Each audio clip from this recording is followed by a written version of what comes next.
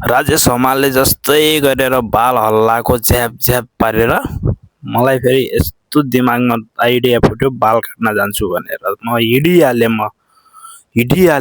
म तल आइसकेँ होइन। अब अगाडिको पार्किङ हो यो, बाल काट्न जाने भनेर म चाहिँ हिँडिसकेँ। अब म सिधा होटलभित्र छिरिहालेँ के। Welcome boy 5 star hotel. यहाँभित्र चाहिँ केटाहरूले हिसाब किताब गर्दैछ होइन, 7 लाखको हिसाब किताब मिलेको छैन अहिलेसम्म होइन।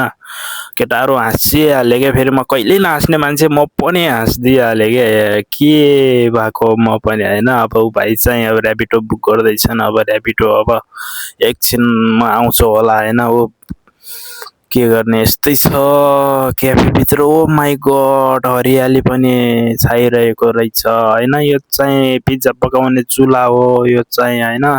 नेपालीमा चाहिँ चुल्हा नै भन्छ, इङ्ग्लिसमा चाहिँ अब ओभनै भन्छ होला, तर यसलाई चाहिँ ओभन भन्दैन है। ऊ भाइको चाहिँ 6000को जुत्तामा माटो लायो।